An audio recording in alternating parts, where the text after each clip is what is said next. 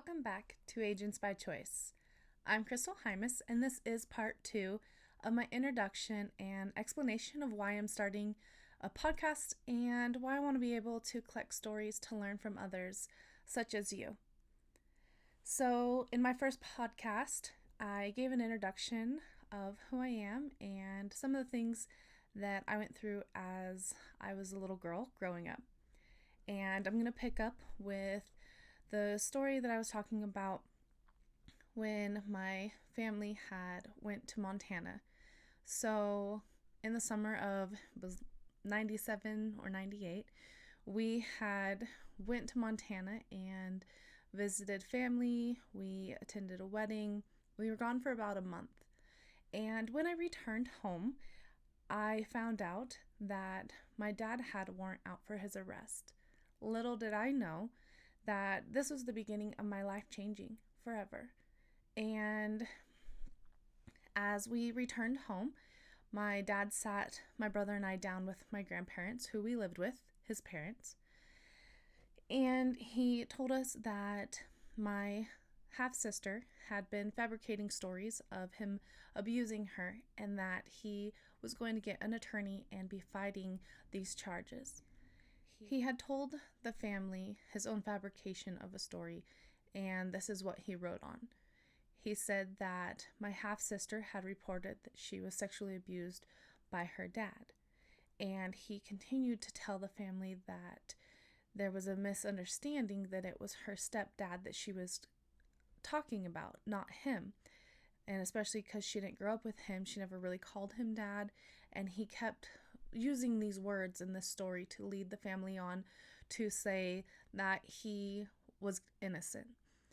So we returned home from Montana, had this talk, and as there was a warrant out for his arrest, he was hiding from this warrant so that he could save money to get an attorney, is what he kept saying.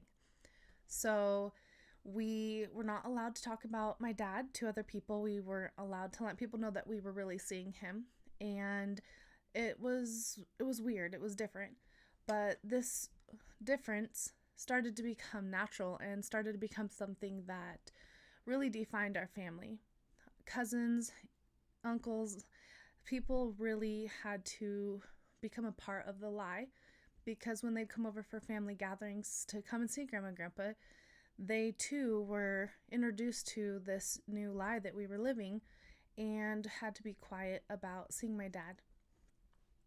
It was several months after the return from Montana that family even began to know, and only a select few were allowed to know. I remember that I had a cousin who came and visited from out of the state, and nobody had told her what was going on. They figured she was just in town for a little bit of time and it wasn't worth letting her know what was going on, I guess.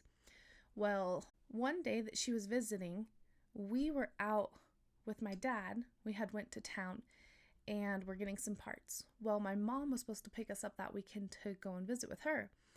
And my cousin, happy to see my mom because they were really good friends, went out to talk to my mom. Well, as they were talking, my mom asked if we were ready to go with her for the weekend and that she was ready. Well, my cousin, not knowing what was going on and that we weren't supposed to even be with my dad, told my mom that we ran to town with my dad and we'd be back soon. My mom's face probably turned white and she did a burnout out of my grandparents' driveway, and she did what any good parent would do. She freaked out. She called CSD and made a police report. So my brother and I were taken out of my grandparents' home, and luckily for us, my mom was able to make conditions right for us to come and stay with her. What do I mean by that? A lot of maturity over the years has helped me to look back through my life and kind of question, what were the things that were done to help us get through all this stuff going on. I didn't know it then or comprehend, but my mom was buying property with my stepdad in a different area. They rented a home in the district where we were going to school so that when we were taken out of my grandparents' home, we could live with her, and it made it so much easier for us to transition, and my mom and my stepdad really worked hard to make sacrifices that as a child back then I did not understand, and I definitely took for granted. I was 12 years old, I was ornery, stubborn, and even though I didn't like what was going on in my home, I didn't want to change. I hadn't lived with my mom since I was like 3 or 4. I didn't feel like I really knew her. Anyhow, we moved in with my mom and my stepdad for the rest of that school year, and then we moved to the place where they were building a home. And although that was really hard to have this transition and feel like we were just ripped away from everything, it was one of the best things that could have ever happened for us. We weren't allowed to see my grandparents for almost a year because they had broken their word and didn't allow us that safety that came with them having temporary guardianship to be away from my dad while he was hiding from a warrant. Anyhow, so we moved. That was beginning of 2000, which was my freshman year of high school. For the first time, I was able to enjoy being a kid and a preteen. I was able to experience the things that kids do. My mom helped me and my brother get into sports. She encouraged us to go to school and get good grades. And even though we were having to build a new family, we had the dynamics of a stepdad. My mom and my stepdad got married while all this was happening. Like within the first few months of us even moving in with them, they had gotten married. And it was just a lot of things happening. And so along with new boundaries and new lessons in life of how to live in their home, we had a lot going on. So we, were living there, and my mom, she finally lets us go and see my grandparents. With lots of begging and missing our family, we were able to go and spend a weekend. My grandfather would make the trips to come and get us. So here we are, a few years later, and my dad is still hiding from his warrant. He is living with my grandparents, and we go to stay at my grandparents. Well, there were still multiple police searches happening in the middle of the night at my grandparents' house. I don't know how they lived with that. Police would come and raid the home to find out if they could identify my dad living there, and there would be police dogs on the property, and even in the home they would have a canine trying to identify where he was. So this was uneasy, I guess is a good way to say it, because we hadn't been around that for a while, and living with my mom, we really were protected. So back and forth as we start to see my grandparents again and my dad, the sexual abuse started again. And I remember feeling like I was older, and just I thought that it should stop, that especially with everything going on, I didn't understand why it would continue when he was so close to being caught. I continued to grow and mature as 15, 16, 17-year-olds do, and I was able to have my own car. I was working. I was paying a lot of my own bills as far as like gas and having a phone and things like that. So the independence helped me just kind of find a way to escape and feel a little bit more free. I developed friendships with people. As I developed friendships with people in sports and in choir and did different things with outside of the home, as I did things outside of the home and worked, I was able to express myself and become a little bit more independent. And I made friends. Sometimes I made friends that were definitely not always the best example, and I think in return, I ended up being somebody that wasn't always making good choices or being a good example for others. And I'm really grateful that life changed pretty quickly for me. But as we all know, in our adult years, when we look back, a lot of hard lessons are learned through hardship or loss. And in the year of 2004, I experienced that. A really good friend of mine had fallen at some fish ladders up in the mountains, and he had cracked his skull and had severe swelling on the brain. and he didn't make it through this fall. He was the first person in my life to ever die.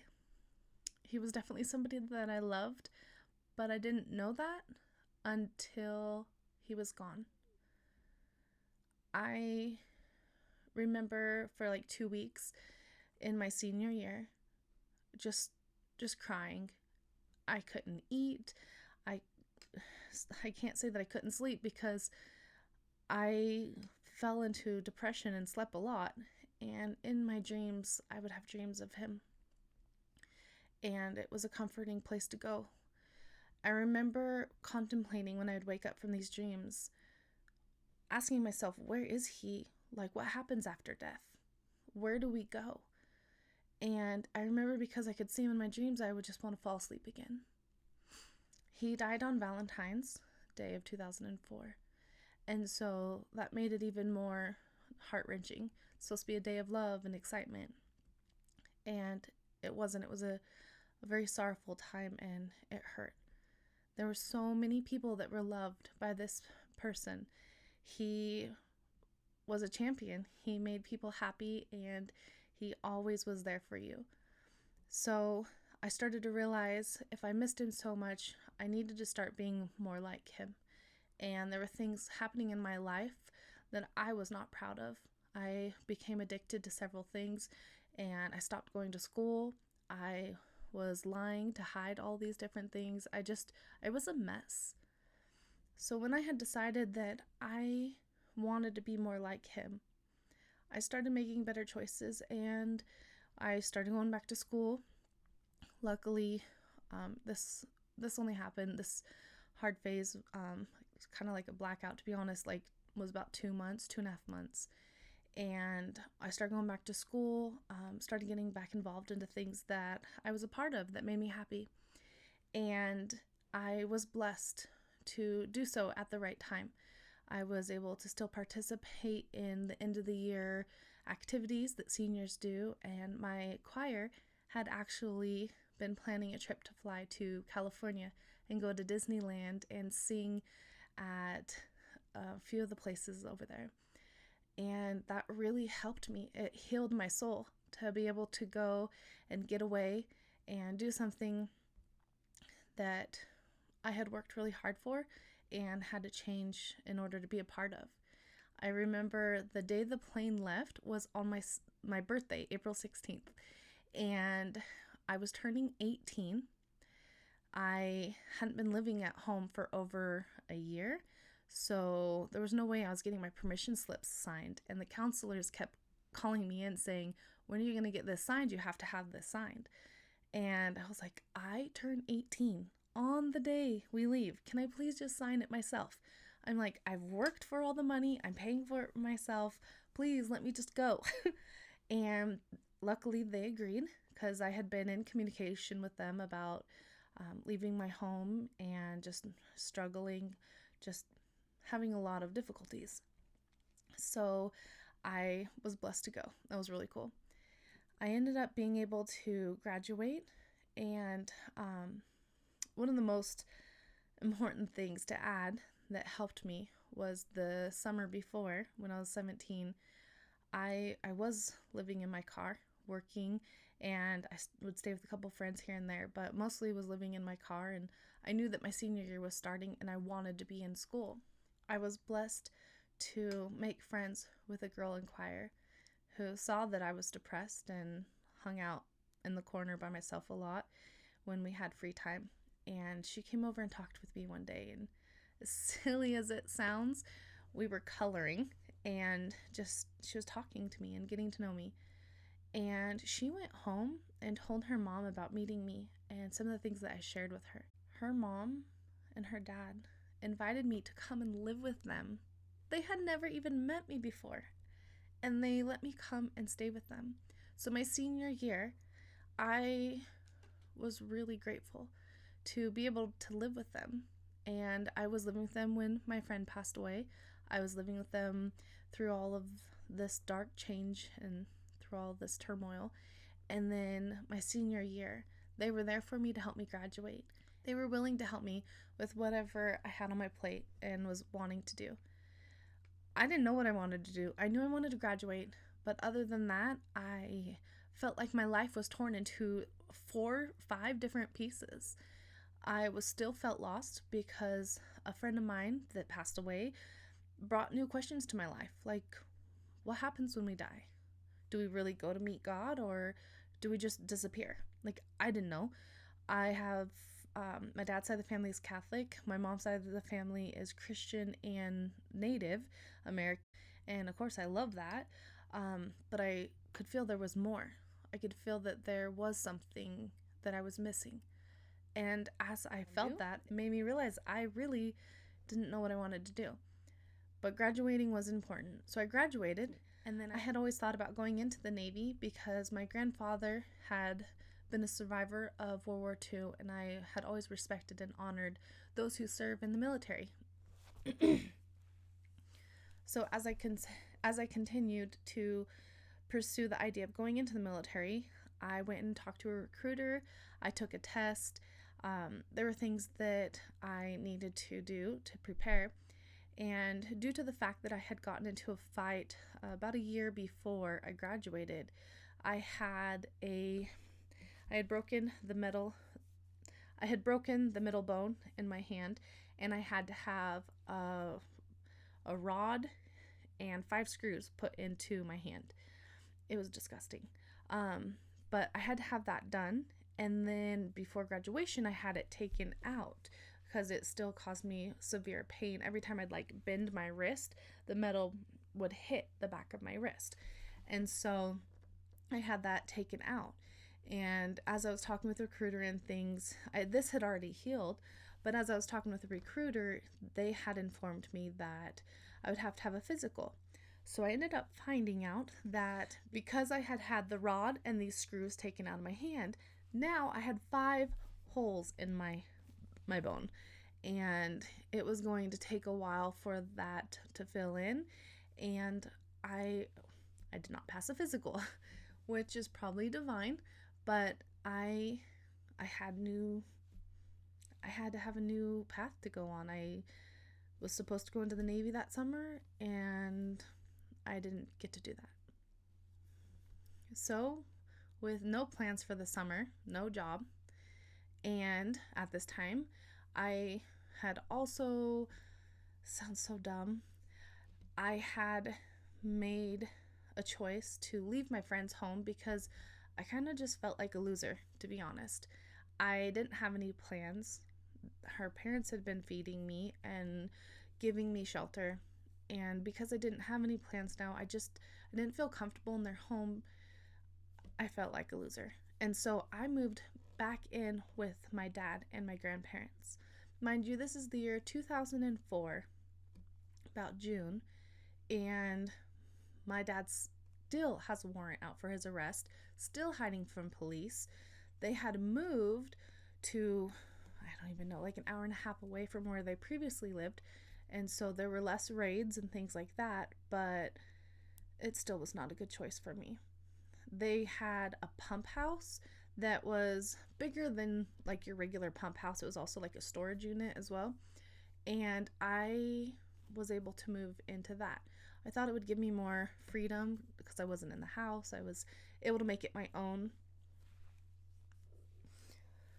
So this was where I stayed, and sometimes friends would pick me up and I'd go, but most of the time I just stayed. So my friend that had passed away, his mom, bless her heart, invited me that summer to go with her on a trip to go to Utah. And that was exciting.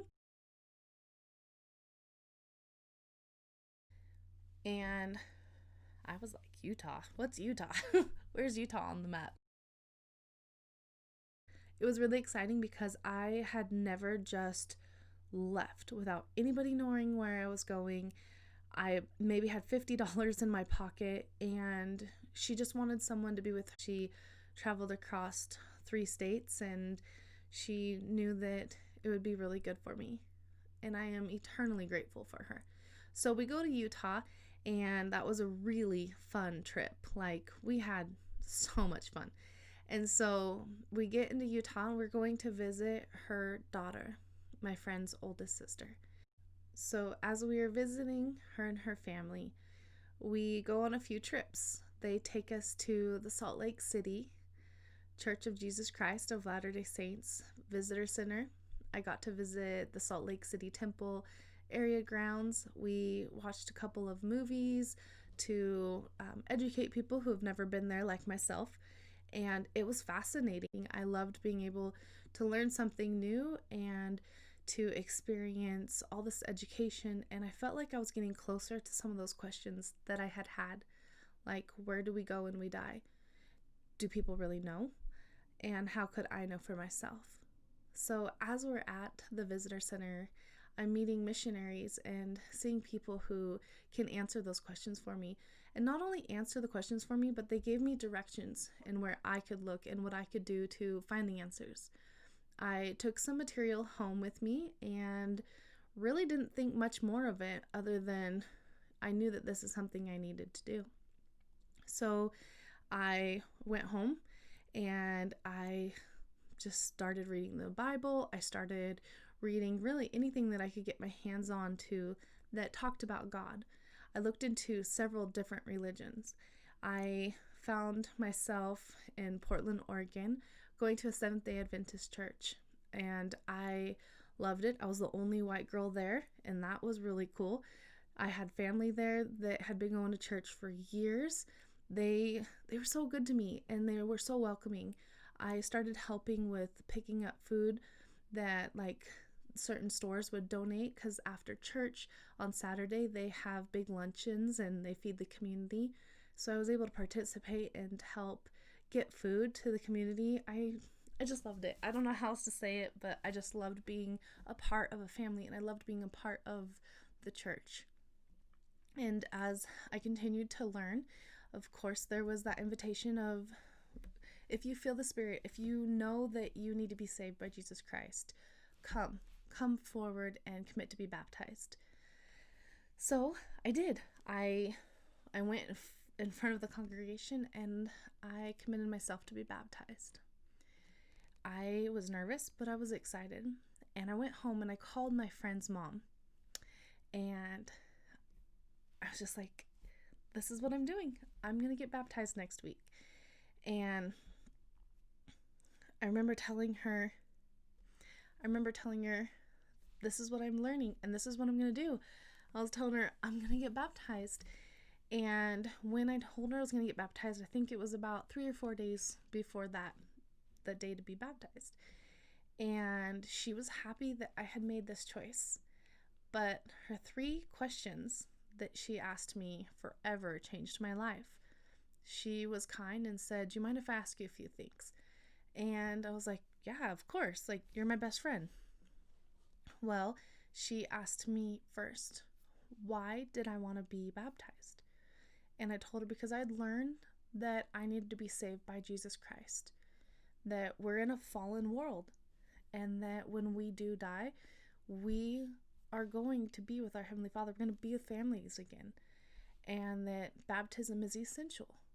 Well, she was really happy that I had been learning truth, and then I had that direction and the desire in my heart. So as we talked about that was really cool. And the second question she asked me took me by surprise. She asked me if I knew who baptized Jesus Christ. And I was like, well, I'm sure I learned that somewhere, but it wasn't on the top of my mind and I didn't know. She told me that it was John the Baptist, and that John the Baptist had the Aaronic priesthood, that he was baptizing others before Jesus Christ had even come to him. And she told me that Jesus Christ could have been baptized by anybody, right? I mean, if everybody can baptize somebody, why wasn't he baptized by just somebody else, like Pharisees or just anyone else? And I started thinking, I'm like, I don't know, that doesn't make sense. And so she proceeded to tell me about the priesthood and how throughout time God has always called prophets and people who are given the priesthood to act in his name and to authorize his ordinances, such as baptism. I was like, okay, that makes sense. Still don't know much about it, but that makes sense.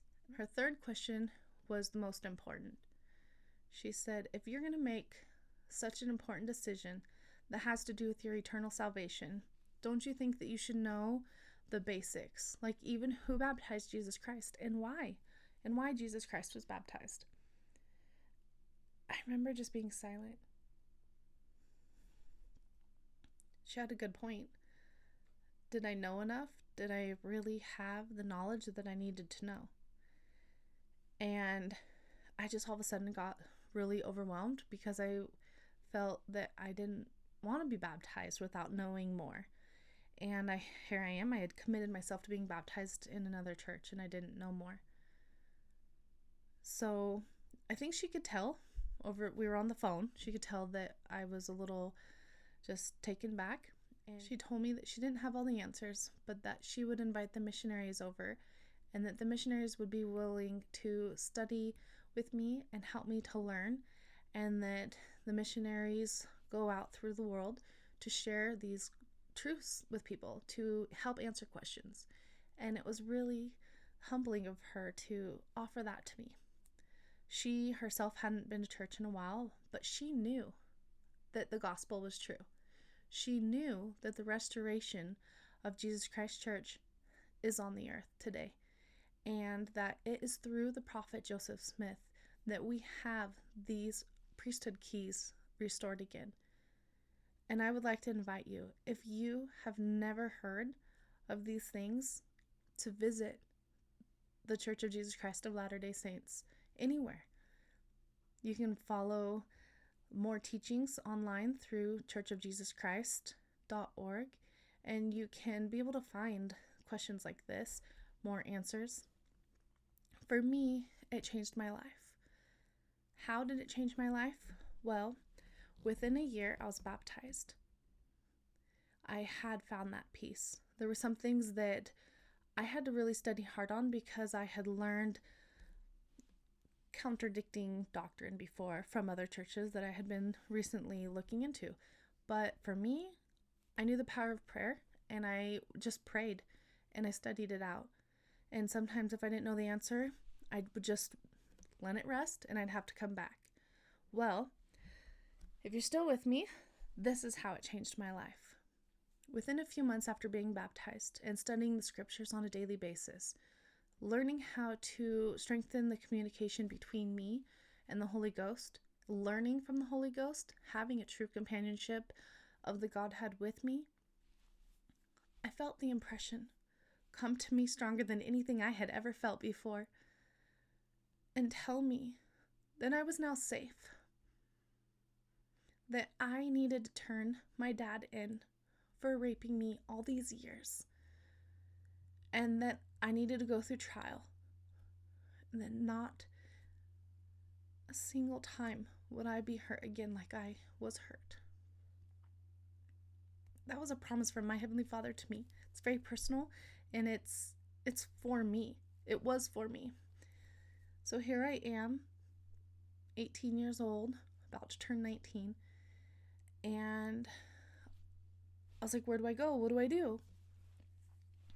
I told my friend. I told her about what had been happening to me. And I told her that Heavenly Father had told me I needed to turn him in and that I needed to stop these things, and that my dad had been hiding long enough, and that he wasn't going to change, and he wasn't going to get a lawyer to help protect himself against the truth because he himself had been lying. And I knew that. But it just, I don't know, growing up, everything starts to make more sense, and you see when people are lying, they're not going to change, they're not going to straighten up. So, of course, my friend, who, is in her 50s, she just held me. She just held me, and we cried, and we cried. And it felt so good to cry. It felt so good to have somebody to know and to care. And so I didn't know where to go. I didn't know what to do.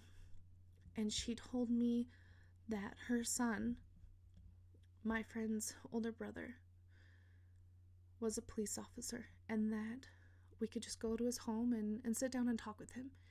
and that he would let me know where to go and how to take care of what I was supposed to do.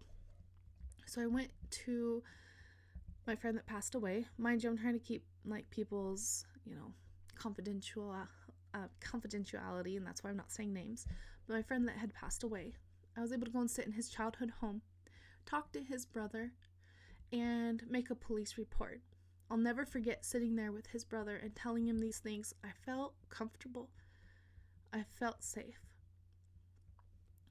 And I remember him pulling up, because he, being a police officer, he opens up his laptop and he starts doing a search on my dad.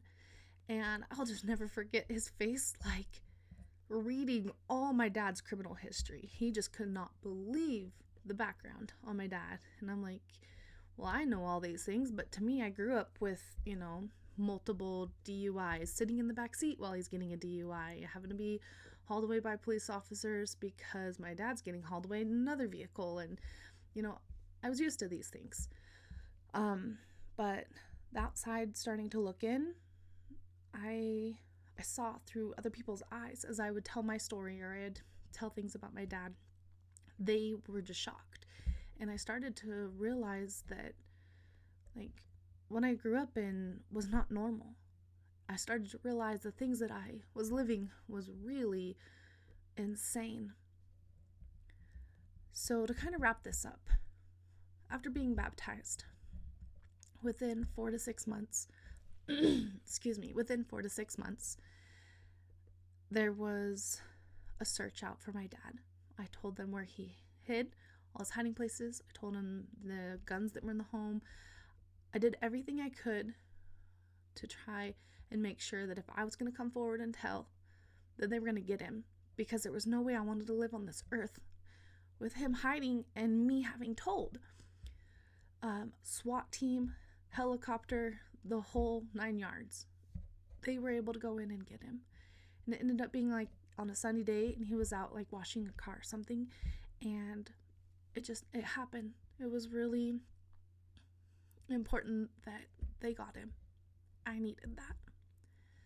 I ended up going through 14 months of trial, and in October 2006, he was sentenced to 104 years. Both my sister and I testified together against him. Our cases were able to go together because we didn't live together our whole lives except for the time when she came into our home and he had sexually abused her. And being able to testify together with her gave us something in common for the first time in our lives. I think she was like 14 or 15 when this trial actually happened. And after trial and during trial, I tried getting to know her and show her love because I wanted to be a big sister to her. But at the same time, I was losing my little brother because he was torn between having to testify against me. My dad's attorney used my brother to talk about the bad things I did, that I was sexually active, all these different things that would make a teenager look like a bad teenager. And my brother, he was torn because he was losing his dad. My dad was facing prison, and growing up, my dad always said that if anyone ever found out, that he would be taken away and that me and my brother would be separated. And he always talked about how it would kill my grandparents, that my grandma's heart couldn't take it. All these different lies and threats that he put on us. They worked for years, right? But then, as these things start happening, it's exactly what happened. I had to face what I'd been hiding my secret from. My grandmother did have heart issues. She ended up in the hospital during trial. My brother was taken away from me, but because of my dad. And it was a mess. I don't know how else to sum this up, but it was a mess. After trial, I was blessed to have direction through continued prayer. I continued just trying to find out who I was. And I had stopped going to church, actually, after my dad had been arrested. I stopped going to church because there was a period of time where I was really frightened. It took them like 2 weeks between me turning my dad in and them actually arresting him.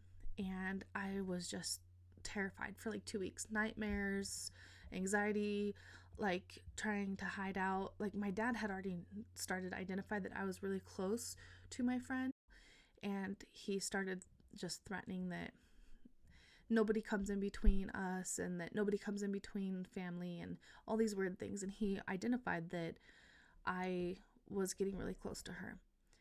Anyhow, so life had really changed.